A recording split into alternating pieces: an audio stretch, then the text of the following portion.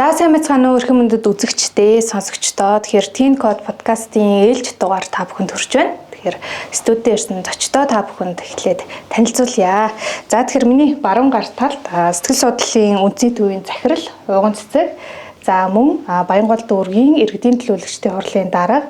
За өнөөдрийн энэ манай подкастэнд бол Баянгол дүүргийн иргэн оршин суугч. За тий аав гэдэг одоо өнцгөөс оролцож байгаа Үзийн наран хүрэлцэн ирсэн байна. За тэгэхээр өнөөдрийн подкастаар бид ер нь өсвөр насны хүүхдүүдтэй айл өрхүүдэд тулгамддаг тий асуудлын талаар ерөөдөө гурлаа ингээд гурван талаас нь яриа гэж бодож байна. Тэгэхээр мэдээж хамгийн ихний асуултыг сэтгэл зүйчээсээ асуух нь зөв баха. Тэгэхээр өсвөр насны хүүхдүүдэд яг өнөө цагт тий ямар төрлийн асуудлууд дийлэнхтэй тулгамдж байна вэ? За энэ олон судалгаан дээр ер нь юу гэж байдгийг та бүхний одоо энэ ажлын туршлагаас харахад бас тий ер нь ямархуу асуудлаар илүүтэй ханддаг юм бэ? Өөрийнхөө сэтгэл хөдлөлийг хэрхэн яаж одоо зохицуулах вэ? Төрнийг яаж илэрхийлэх үү?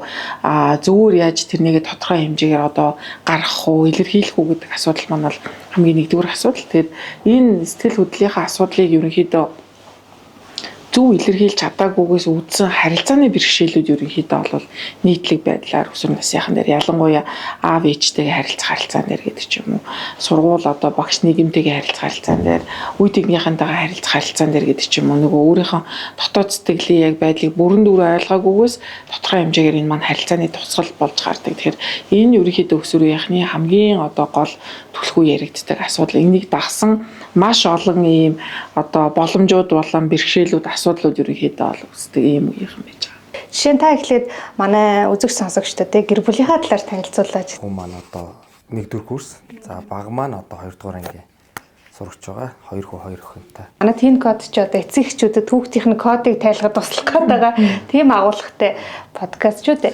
Тэгэхээр саяны асуултанд та жишээ нь юу гэж хариулах вэ? Хүүхдүүдтэй ойлголцох тал дээр жишээ нь танай гэр бүлд ер нь асуудлууд тулгамдж байв уу? За манай хүүхдүүдийн хувьд бол бас ер нь тийм нээлттэй биш.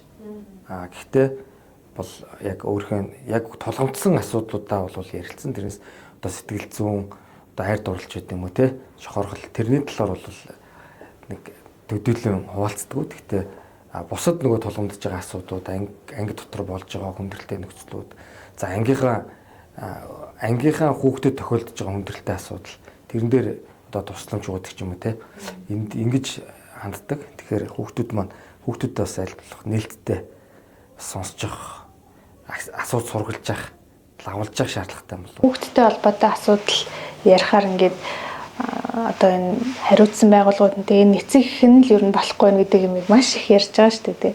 Тэгээд одоо яг мэрэгжлийн хүний зүгээс харахад яагаад эцэг эхчүүд ер нь болохгүй байна вэ тий? Одоо төрөөсөө хүүхдтэйгээ яагаад учир зүгээ олж чадахгүй байна тий? Яагаад хүүхдтэй цагаа зарцуулахгүй нэ гэдэг ч юм уу. Энэ суур асуудлуудын шалтгаан нь ер нь юу байна гэж та харж байна? Энэ бол эцэг байх нь хамгийн чухал мэрэгжил гэдэг тийм томьёолтой. Тэгэхээр бид нэр ингээд тодорхой нэг мэрэгжлийг эзэмшихийн тулд хүчин чармаалт гаргадаг, цаг зарцуулдаг, тэрэндээ өөрөө шамддаг, тэрийг өөрөө судалдаг тий. Гэтэл нөгөө эцэг их байх буюу хүнийг бид нэр чинь бүр ингээд төрүүлээд үсгээд хүмүүжүүлж байгаа тэр процессыг ерөнхийдөө өөрийнхөө бараг юм интуизээр буюу ингээд за нэг ийм байвал зүгээр юм биш үү гэдэг ийм зүгээр л өөрийнхөө нэг ийм зүүн совингоор өөрийнхөө нэг ийм одоо тийм байглаас заяасан мэдрэмжээрээ л ерөнхийдөө бол хандж байгаа. Тэгэхээр шинжлэх ухааны төвшөнд нөгөө хүн мэрэгжил эзэмшдэгтэй ижлэгэн өөрөө ойлголт юм байна шүү гэдэг маань өөрөө хамгийн чухал болоод ирж байгаа. Гадаад сураад ирсэн сэтгэл зүйч найзын маань хэлсэн үг энэ дэр ингээд санаанд орж ийн юу гэхээр ингээд гадны аав ээжүүдээс ингээд та хүүхдээ хүмүүжүүлэхэд бэрхшээл тулгуул одоо яах вэ гэхээр ингээд номноос уншнаа, сургалтанд хамрагданаа, за мэрэгчлэлтэн дээр очиж зөвлөгөө авнаа гэдэг хариултуудыг. За ер нь бол ихэвчлэн нөгөө тухайн тэр хүүхдийн хүмүүжлэлтэй холбоотой материал тэгээ судлагдсан тэр ном юу вэ гэдгийг уншна гэдэг. Монгол аав ээжүүдээс судалгаа аваад ингээд яваад ингээд би асууад үзсэн чинь Монгол аав ээжүүд ерөөсөө ингээд ном уншнаа, юмнаас ингээд харнаа гэж ер нь хэлэхгүй байна. Ихэвчлэн нөгөө өөрийнхөө одоо өөрөө хүүхэд байх үедээ ямар хүмүүжлийн тэр арга барилыг өөрөө мэдэрж исэн тэр хүмүүжлийнхаа арга барилыг цааш нь тий дамжуулах байдлаар ерөнхийдөө яваад байна. Илүү тийм шинжлэх ухаанч байхад бид нэр тодорхой хэмжээгээр бас оролцох хэрэгтэй байна. Нөө байсан тэр нөгөө нэг өөрийнхөө эзэмсэн, өөрийнхөө тэр сурж авсан яг тэр хандлагаар илүү хүүхдүүдтэй хандаад ахаар ерөнхийдөө энэ маань ингээд гацаанд ордог. Яагаад гэвэл одоо өнөө цаг үеийн хүүхдүүд чинь одоо 10 жилийн өмнөх, 20 жилийн өмнөх, 30 жилийн өмнөхөөс бүр тийсэн үр тийм маш их хурдтай юм эрен үед тэгээ дээрээс нь маш их мэдээллийн урсгал дунд маш их юм дижиталцсан гэдэг ч юм уу энэ нэрэнд амьдарч байгаа хүмүүс маань яг тэр байдлыг тэр ухтгуунуудыг хүлээж авахд өөртөө бас ерөнхийдөө хүндрэлтэй байгаа учраас энэ дэр илүү ерөнхийдөө одоо боловсрох хэрэгтэй. Миний ярьснаас залгуулад асуух. Жишээ нь танаа гэр бүл хүүхдээ хэрхэн яаж хүмүүжүүлдэг те. Танаа гэр бүлийн арга зүй ямар вэ? Одоо ээж чинь одоо юм ховор үед чинь ингээд юмны зах амсаад үдчихээсэ гэл ингээд одоо юу гэдэг сникерс авах юм бол хувааж идэл те бид нар үед чинь.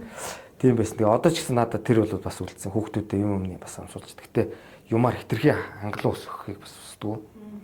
Юмны үн цэнийг ойлгосоо нэг тиймэрхүү тал дээр бол бид нар материалын тал дээр хүүхдүүдийг одоо бол нөгөө чихэрний амтыг сайн муугч баг мэдрэх болсон биш. Чихэр бол тоогчгүй байна. Тэгээ одоо хүүхдүүдийг бас тэр үнэт зүйл эдгээр дээр жоохон анхааруулах, тэгээ ойлгуулах тал дээр нь жоохон ажилласан юм болов уу гэж боддог. Одоо ямар нэгэн асуудал тулгарлаа гэж бодоход те их нэртэйгээ ярилцж байгаа хүүхдүүдийнхээ тэр тулгамцсан асуудлыг таад яаж хийдэг вэ? Гэр бүлийн хурал гэж хийдгүү жишээ нь те. Манай эхнэр бол ингээд өдөр тутам тулж ажилладаг. Би бол ер нь нэг удирдалтаа шаардлага гарвал нэг хурлын. За ер нь жилдээ нэг удаа нэг юм бөөгнөрч бүх хүүхдүүдийн асуудлыг ярилцдаг. Чам дээр тийм асуудал байна. Чам дээр тийм асуудал байна. Эндээ анхаарай. Үгүй бол сонголтны юм байгаа. Нөгөө сонголтны юм байгаа. Хайр халамж, шаардлага, хяналт гэдэг энэ зүйлс маань ер нь бол хүүхдийн хүмүүжлийн гол орц гэж хэлээд байгаа юм л та. Тэгэхээр нөгөө нэг зарим тунгийн хэтрүүлчих юм бол нөгөө тухайн хүүхдэд үлдсэн өөрийнх нь дурсамж мэдрэмжийн өөрөө яг ямар байх вэ? Зарим үед одоо бүр нөгөө хайр нэгцэн хүүхдүүд бол аав ээж маань жоохон хатах үг хэлж яахгүй явдаа гэж зарим хүмүүс бас дурсч яадаг тийм. А зарим хүмүүс болохоор юу гэхээр аав ээж маань маш их өндөр шаардлага тавьдаг байсан. Гэхдээ ерөөсөө ингээд хайр халамжаа их бага үзүүлдэг байсан тийм. Барьж аваад нэг үнсдэггүй байсан, үнэрлдэггүй байсан гэдэг ч юм уу тийм. Ингээд тэр үлдчихэж байгаа мэдрэмжүүдийн хувьд эргээд дахиад тэр хүн өөрөө насан туршны дараагаар амьдралаа авч залж авч байгаа байдал нь эргээд дахиад янз янзулдаг. Тэгэхээр илүү юу гэхээр тэр яг хүүхдийн хүмүүжил дээр ялангуяа нөгөө бага үед нь айгүй их анхаарж агаад ерөнхийдөө өсвөр үед за одоо энэ ерөнхийдөө биед ачиж байгаа юм байна гэж бодоод ингээд шаарлагааж тавих болчдөг, хайр халамжаач үзүүлэхэ болчдөг. Өөрөөр хэлбэл одоо хийсэн юм чи одоо яаж үнсээд авах вэ гэдэг ч юм уу те. Энэ нэлээд том болсон юм чи одоо мэдж байгаа байлгүй гэдэг ч юм. Ерөнхийдөө хүүхдээ ингээд алсуур нь ерөнхийдөө ингээд илүү нэг юм бие даасан байдал руу ингээ явуулдаг. Яг тэр нь өөрөө тодорхой хэмжээгээр зөв боловч нөгөө талдаа нөгөө хүүхэд үе тавьж исэн тэр юм хүүхэд маань өөрөө өгүүлээд идэг. Аав ээж маань намайг бол нэг тэрж аваад нэг үнэрлцдэг байсан. Аав ээж маань надад нэг ингэснүү тэгснүүгээ шаардлага тавьчихдаг байсан. Тэрийг яач вэ гэдгийг хүүхэд бол ингээ тодорхой хэмжээгээр өгүүлж идэг. Тэгэхээр тэрийг ингээ гинт болохгүйгээр тодорхой хэмжээгээр энэ зүйлсүүдэд үзүүлсээр байх гэдэг нь ер нь айгүй чухал байгаа. Нөгөө энэ эрдэм гэдэг чинь ерөөсөө баланс барих те зөвхөстэй харьцааг үүсгэх. Нөгөө хідвэл цадгалт нь бага хэдвэл өгөлтөн те тааруулж хэдвэл цаадна гэдэг энэ цадах гэдэг бол бас эрдэм байх шиг хоол идэх төрөл те. Тэгээ энэ хүүхдийг хүмүүжүүлэхэд бас ингээд баланс барих хэрэгтэй юм шиг. Хизээ шаардлага тавих уу, хизээ эрхлүүлэх үү те. Хизээ ямар хоолох уу, хизээ амтдах уу. Дандаа амтдаг үедээ бол бас тэр алсуурал тэр психологийн асуудлууд үүсдэж бид нар хизээч тэр чихэр таавар ядж байгаа хүүхдүүдийг бас тэр хүнлэг болгож чадахгүй ч юм уу те. Бид нар эзээ чинь физиологийн, психологийн асуудлуудыг хүснээр бас захирч чадахгүй шүү дээ. Тэгэхээр энэ дээр бид нар яаж хизээ аяд тунгийн тааруулах уу гэдэг. Тухайн хүн одоо жишээ нь хүнийг ойлгох, хүний оронд өөрийгөө тавьж үзэх гэдэг хүнд одоо юм байх хэвээр чадварууд байдаг шүү дээ. Тэр нь ямар байхаас үл хамаарат ингээд хүүхдээ ойлгох дээр тэрнтэй хамааралтай ингээд юм асуудлууд бас гарч ирд юм болов. Хүүхдээ ингээд мэдрэхтэй холбоотой та нар хэлж штэ нөгөө ажиглал гэдэг. Жишээ нь одоо манай ээж бол манай баг дүүгийн асуудлыг тэр хүн өрөөнд байхад нь ярьдаггүй ч юм уу те. Хямраад ороод ирсэн байхад нь арай сэтгэл санааг нь өргөхөө. Энэ дээр ингээ хямраад байгаа мэн гэдэг ч юм уу ингээ айгуу сайн сонсож байгаад ингээ юм шийдвэрүүд гаргадаг байхгүй. Тэр шиг тэгж мэдэрч чадахгүй байгаа эцэг эхчүүд ер нь яах хэрэгтэй юм бэ? Нэг юмар бид нэр өөрсдөө хаагаад байна л да. Одоо бид нэр айгуу завгүй байна. Завгүй амьдралын хэмнэлттэй байна. Айгуу стресстэй хотод амьдарч гин гэдэг ч юм. Маш олон юмар ерөнхийдөө өөрсдөө ингээ алхавчилж байгаа. Тэгэхээр ингээ алхавчлах юм бол бид нэр одоо юу гэж анзаарч юу гэж хийж чадахгүй тийм. Одоо хүнийг өөрийг нь хүн байлгадаг хамгийн чухал мэдрэмж юу гэхээр нөгөө орчноо мэдрэх гэх юм уу? Орчиндоо мэдрэмжтэй байх гэдэг тэр зүйл байна. Тэгэхээр тэрэн дээр нөгөө баг баах үед нь анзаардаг байсан тэр зүйлүүдээ ерөнхийдөө хүний өөрийн тэр интуиц нь нэг 4 нас хүүхдийг хүрсний дараагаар за энэ нөхөр ерөнхийдөө ингээд биед дагаад надаас ерөнхийдөө жоохон хамааралгүй ингээд болчлоо даа гэд айжмаар нөгөө ээжийн тэр тодорхой хэмжээгээр нөгөө маш их хайрлж исэн нөгөө тэр мэдрэмжөө тэр гормоны тэнцвэрүүч гэсэн ерөнхийдөө ингээд хангагдаад хүүхдээс арай тусгаар хүүхэд өөрийгөө бас тусгаар гэдгийг мэдээд ирэхтэйгээ зэрэглэн ядах вэхээр ерөнхийдөө бол ингээд өөрийгөө тодорхой хэмжээгээр холдуулах илүү биеийг нь даалгах юм. Тэгэхээр тэрэн дээр бүх юмыг нь урдуур нь орж хийхгүй бүх юмыг нь зааж зөвлөхгүй ч гэсэн хүүхдээ яг ажиглах анзаарах те тэг чимээг дууга хараагаад байвал тэрэн дээр нь одоо тодорхой хэмжээгээр юу болсон яасын гэдгийг нь одоо мэддэг баг. Тэгэхээр бид нар чи ер нь хүүхдээ анзаараагүй ажиглаагүйгээсээ болоод дараа нь ер нь бол хөвчлэн амаа барьдаг штэ те энэ хүүхэд ийм болцсон байна ангидаа ийм хэрэг тарьсан байна энэ чи ингээд ийм буруу жишээлбэл гар утасны хэрэглээтэй байсан байна үгүй энэ хүүхд чинь тамхитаараа татчихсан байна гэдэг ямиг ажиглаагүй болохоор л тэр хийдэг. Тэрнээс эцэгхүүд нөгөө албаар одоо хүүхдээ буруу муу болгоё гэж бол бодохгүй. Тэгэхээр ажиглалт гэдэг айгүй чухал. Мэдээж тэгэхээр бид нэр 24/7 хүүхдтэйгээ хамт байж чадахгүй шүү дээ. Ялангуяа өсвөр насныхан бол тодорхой хэмжээгээр ингээд нөгөө эцэгхийн хараа хяналтандор тодорхой хэмжээгээр бие даадаг. Тэгэхээр өөрөө юу вэ гэхээр өдөрт ерөнхийдөө нэг 20 минутыг гаргаал гэж байгаа. Өдөр болгон 20 минутыг л гаргачих. Тэр чинь бол өсвөр насныхны хувьд бол чанартай цаг болж чаднаа гэж үзэж байгаа байхгүй. Хичээл даалгавар юу хэрэгтэй байгаа дээр нь асуудаг, зөвлөдөг, ярьдаг те. Өөрт нь тулгамдаад байгаа юмнуудыг хэлж өгдөг. За мэрэгжил сонголтынхаа тухай ярьдаг.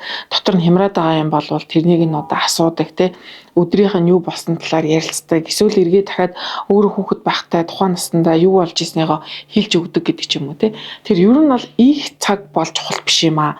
Ингээ хүүхдээ анзаарахтай байна гэхээр ингээ зарим аав ээж за одоо би өстэй ажилласаа гараад энэ хүүхдийнхаа төлөө би одоо өстэй би энд анхаарна гэд тэр тэгэх ба шаардлагагүй. Өдөр тутмын зүгээр 20 минутыг хүүхэд тус бүр дээрээ ерөнхийдөө бол гаргахад тухайн хүүхэд маань аав ээж маань надад хайртай шүү, намайг анхаардаг шүү, миний гэр бүлийнх нь надад бас ингэж чухал хүмүүс шүү гэдгийг ерөнхийдөө бол ингээд ойлгож мэддэг. А нөгөө талдаа юу гэхээр буцаад өсвөр насныхны хэлдэг нэг зүйл байдаг.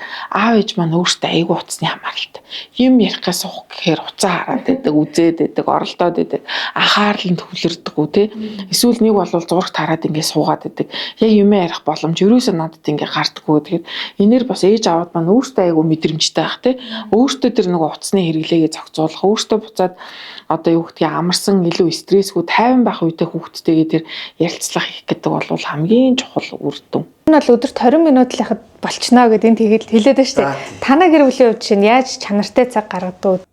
Ер нь бол би уул хаданд ер нь явах туртай агаарт байх туртай.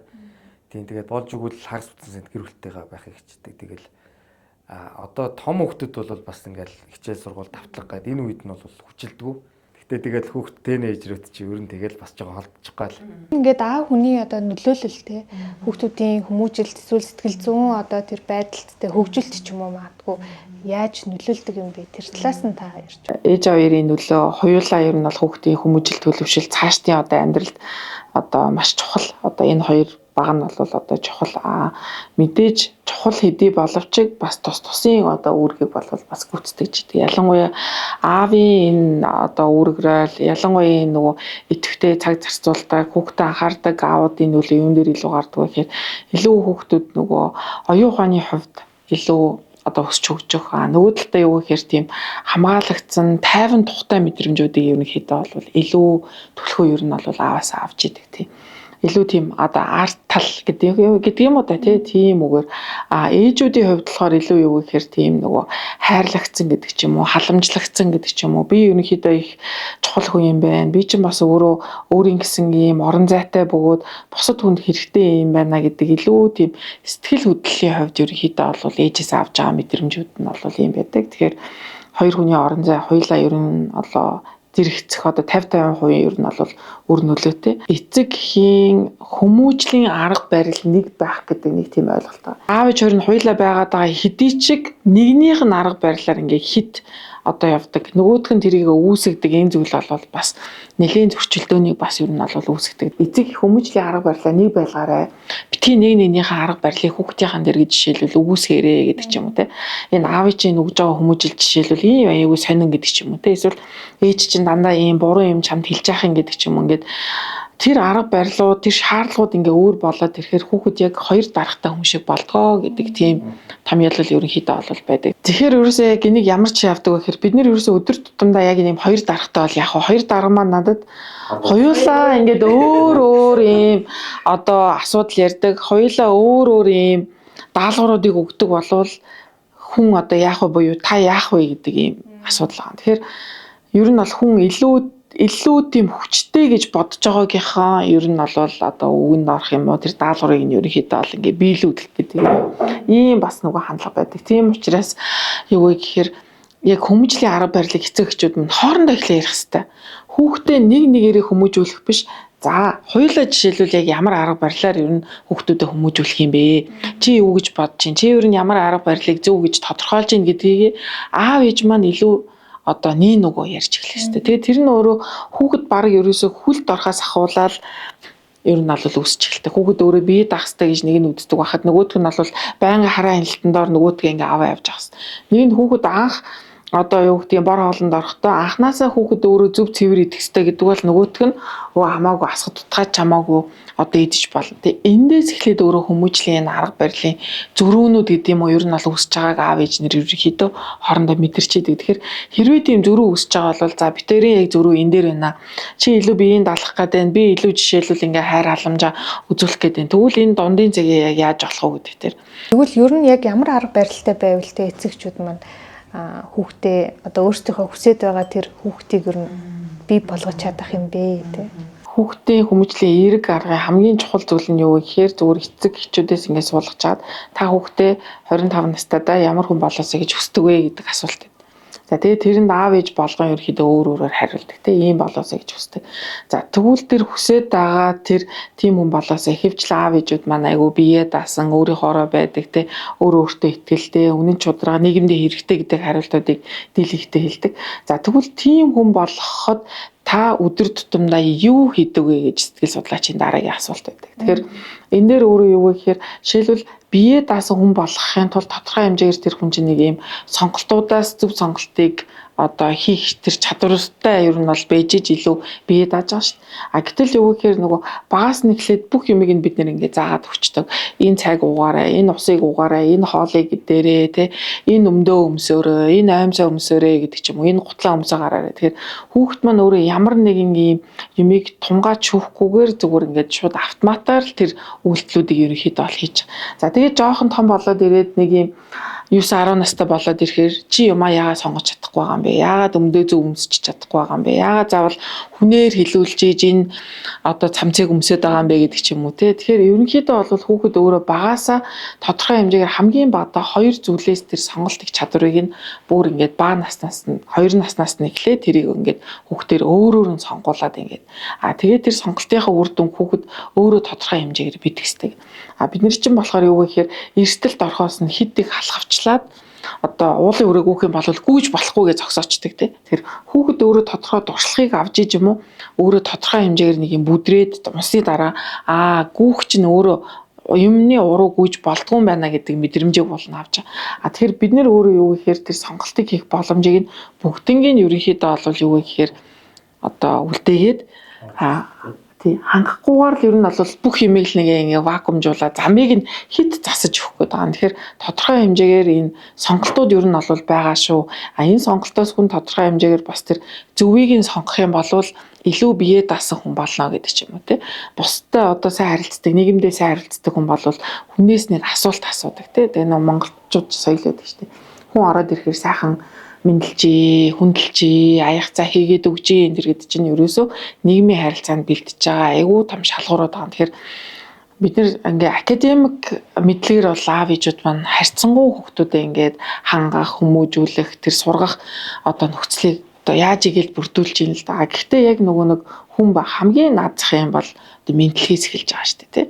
Өсвөр насны хүүхдүүд бол одоо хин нэгэн хүнийг заавал чи мэдлээ гэхгүйгээр л хүнтэй жишээлбэл сайхан мэдлж явах хэрэгтэй тий.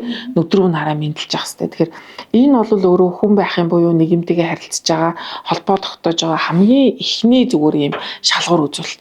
Гэтэл айгүй сайн сураад иддэг, айгүй академик мэдлэг өндөртэй байгаад иддэг, хамгийн наад захын нөгөө хүнтэй минь тустай байх гэдэг ч юм уу те. Хүн мэдлэгэд хариу мэдлэлтэй байх гэдэг ч юм уу. Тэр юм дээрээ тэр нийгмийн харилцаан дээр бид нэр ингээд сурахгүй болохоор эргээд маш их академик мэдлэг маань дахиад яг амьдрал практик дээр гараад эргээл нөгөө хүүхдүүд маань аав ээж болоо явж байгаа. Эргээл нийгмийн харилцаанд орж байгаа. Эргээл ажил төрлийн харилцаан дээр орж байгаа. Тэрэн дээр очиод дахиад маш их бэрхшээлтэй, зовлонтой энэ үед хилээд өгөхгүй ягаа, зааваад өгөхгүй ягаа гэдэг л ийм байдал руу бас орох гээд байгаа учраас хүнд олвол бие бэлтрийн одоо хөгжил, нийгэмшлийн одоо хөгжил, за тэгээд оюун ухааны хөгжил гэдэг энэ гурван хөгжил маань цогцоороо байж ерөнхийдөө тэр хүний хөгжил гэдэг юмыг бэрдүүлж байгаа. Таны хувьд эцэг эхчүүдэд өгөх хувийн одоо зүгээсээ гоё туршлага. Их гол анхаарах юм бол мэрэгжил сонголтыг өөрийнх нь дуртай хүсэж сонирхож байгаа мэрэгчлэг олж эзэмшүүлэх төр эрхчлөөг нь өгөхтэй юм л гэж харж байгаа. Тэгээ нэгэнд буруу мэрэгжил эзэлсэн бол насаараа л өсөг байжлаа гэх юм шүү дээ. Тэгээ би бол өөрийнхөө хүүхдэд бол том банд сая 1-р курст орсон гэж байна. Ер нь инженер болох дуртай тэр дотор яг юуны инженер болохоо бас мэдэхгүйсэн. Тэгээд сая барилгын инженер анги авсан. Одоо бол бас барилгын салбар ямар байдгүй. Би бол өөрөө уулуурхай инженер, уулуурхай салбар ямар гэдэг ингээ харьцуулах боломжийг өвдөө бол үлдээсэн. Тэгээд энэс цаашаа бол бас их оролцохгүй бас өөрөө ингээ таньж мэдээ яв. Би турын ярианаас эцэгчүүд ерөөхдөө хүүхдийн хүмүүжлэлтэй холбоотой яг нэг ноу хау тий ингүүл ас гэсэн санаанууд олж авсан байх гэж бодож байна. Тэгэхээр төгсгөлтөнд та хоёр мантай за нэг энийг л таад ойлгооч ээ. Эсвэл энийг битгий мартаарэ гэсэн нэг голлох тий ингээд зангидсан санаа байвал бас хэлээд тэгээд бас ад жаргалтай тэгээд өөртөө ихтэй за нийгэмд аягүй хэрэгтэй хүн бэлтгэхийн тулд аав ээж маань өөрөө ер нь бол сэтгэл зүйд айгүй гоё доктортой, өөртөө стрессээ зөв тайлдаг, өөртөө сэтгэл зүйн доктортой байдлыг тодорхой хэмжээгээр эрхэмлдэг. За дээрэс нь ууртай үедээ хүүхдтэйгээ харилцахаас аль болохоор татгалздаг. Ийм аав ээж байх юм бол эргээд хүүхдүүд маань бол нөгөө тэр уурын гэдэг юм уу, эсвэл стрессийн бай бол бас болохгүй маа. Тийм учраас өөрийнхөө стрессийг зөв тайлдаг, зөв цагтаа тодорхой хэмжээгээр хүүхдтэй одоо ойлгож сонсож одоо өдөр тутмын тэр 20 минутаа гаргадаг ийм аав ээж байгаасай гэж ерөнхийдөө бол үзэж байна. Би бол ээж аваатайгаа энэ хүүхд хүмүүжлэх шинжлэх ухаанд бас нэлээд сайн судлаасаа гэж бодож байгаа. Хүний эерэг эрхчлөө, сөрөг эрхчлөөний ойлголтыг аягүй сайн ээж аваад маань судалж мэдээсэй гэж үздэг. Сөрөг эрхчлөөг нь те хар тамхи татах, хүн зодох, үе тэнгийн дээрлэгэлт их за буруу замаар явах ч юм уу те энэ сөрөг эрхчлөөний гин бити дэмжээсээ, дэврээгээсээ бити энэ сөрөг эрхчлөөг нь өмөрөөсөө хамгаалаасаа гэж боддог. Тэгэхээр эцэгчүүд маань эерэг сөрөг эрхчлөө гэж юмыг хүүхдийнхээ ялангуяа сайн ойлголттой болоосаа тэгээд ийм мундаг энэ сэтгэл зүйч нар мэрэгчлийн хүмүүст бас хандах ном цаг зав болохгүй бол ном уншиж явах хэрэгтэй гэж бодож байгаа цаг гарах юм бол те. Жохон судлаач хийж аваад болох хэрэгтэй юм. За үзэгчдээ тэгэхээр Teen Code podcast ээлж дугаар энд хүрээд өндөрлж байна. Тэгэхээр энэ хүртэл анхааралтай үзэж сонсон та бүхэнд баярлалаа.